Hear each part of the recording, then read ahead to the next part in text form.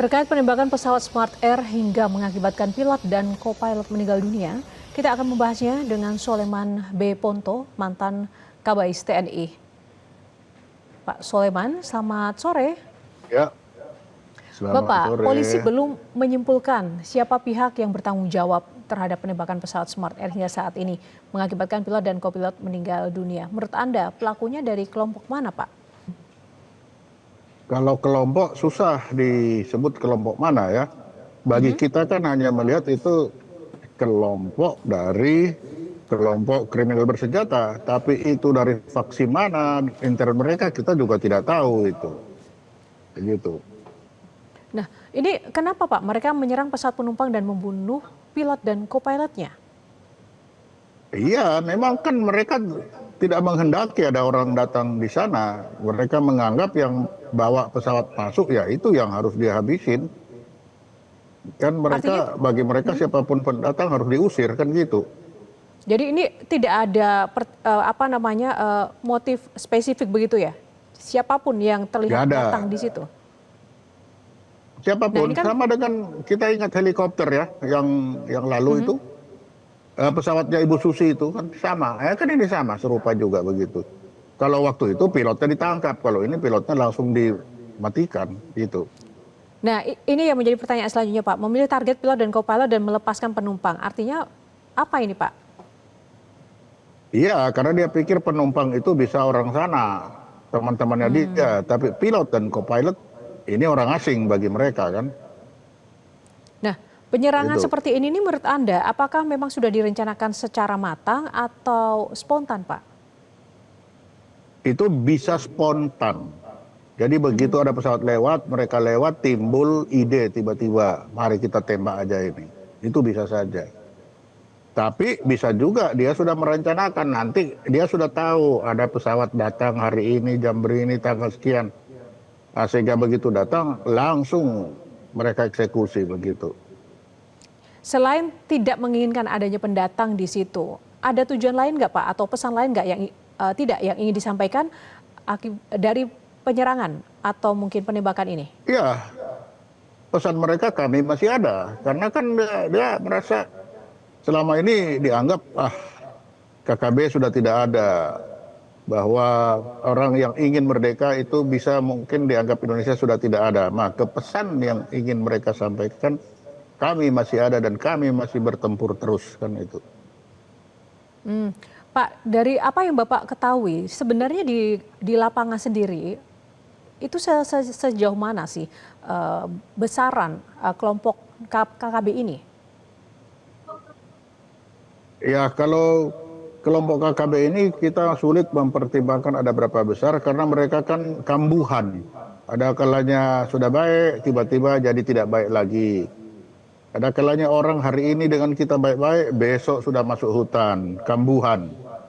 Jadi sulit kita untuk memperhitungkan ada berapa banyak mereka. Karena jumlah ini berubah-ubah terus.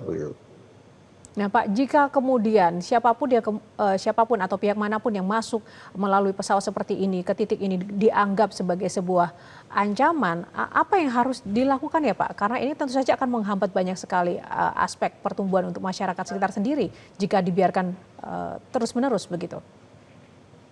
Ya memang ini jadi penghambat bagi masyarakat sekeliling di situ karena mereka akan berprinsip seperti itu. Bagi mereka ini salah satu bentuk perlawanan untuk Indonesia. Begitu. Apakah pendekatan dari pemerintah atau aparat sejauh ini belum cukup maksimal menurut Anda? Apa yang memang harus ditempuh oleh negara sendiri? Saya kira negara sudah banyak yang melakukan ya. Tapi kan apa yang dilakukan negara itu tidak bisa tiba hari tiba akal. Tidak bisa ini dilakukan langsung hilang. Tapi ini perjuangan panjang. Memang panjang. Negara sudah berbuat banyak. Tapi hasilnya masih ada seperti ini. Tentunya ini menjadikan negara berpikir kembali bagaimana cara yang lain supaya untuk menghilangkan hal-hal yang seperti ini. Begitu. Hambatan terbesar menurut Anda apa sih Pak sebenarnya Pak untuk menangani kasus-kasus KKB ini di Papua? mereka menguasai wilayah. Jadi kalau dikejar dia menguasai wilayah. Ada kalanya masuk hutan, celakanya lagi mereka bisa masuk di antara rakyat yang ada. Itu yang tingkat kesulitan yang paling sulit. Dan apakah kelompok-kelompok ini memang Gitu. bergerak murni melalui kelompok mereka sendiri atau mungkin ada dalam tanda kutip ini backup di balik layar? Menurut Anda seperti apa? Ya, saya kira mereka ini ya perjuangan mereka murni. Karena bagi mereka kan sejak dulu tidak menginginkan bersama Indonesia. Itu yang pertama. Dan mungkin juga ini adalah bentuk-bentuk protes terhadap pembangunan-pembangunan yang menurut mereka tidak sesuai dengan masalah kepentingan orang yang ada di Papua. Misalkan kemarin ada demo sawit. Nah, kan itu ada demo sawit itu kemarin menolak sawit masuk. Nah, itu bisa saja dengan itu sekarang yang bagian keras itu langsung mengambil tindakan seperti ini gitu. Tapi mereka selalu memiliki senjata, Pak. Otomatis kan tidak mungkin jika Oh mungkin iya, kalau tidak ada yang senjata masuk. sih Seperti apa itu bukan tidak, di balik layarnya? ya sangat mungkin karena mereka di perbatasannya itu perbatasan darat dengan Papua Nugini.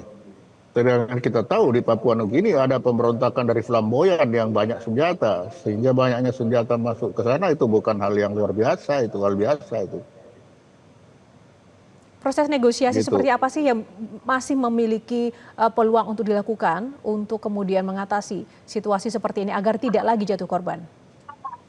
Negosiasi ini harus dilakukan untuk semua faksi. Ya, ini yang beda dengan GAM. Kalau GAM itu hanya satu GAM, tapi kalau Papua ini banyak faksinya. Hari ini A, B, C, D, dan itu memang harus sabar begitu. Iya Pak, karena banyaknya faksi-faksi itu, apa strategi negosiasi yang bisa dilakukan? Tentu saja negara tidak boleh menyerah begitu saja. Ya harus melakukan, harus dilayani satu persatu. Yang mana ini ya dilayani, tidak ada jalan lain. Kalau tidak dilayani ya barisan sakit hati itu yang akan merusak sistem yang lain-lain. Baik, Gitu. baik. Terima kasih Bapak Soleman B. Ponto, mantan Kabais TNI yang sudah bergabung bersama Metro hari ini pada sore hari ini. Jelajahi cara baru mendapatkan informasi. Download Metro TV Extend sekarang.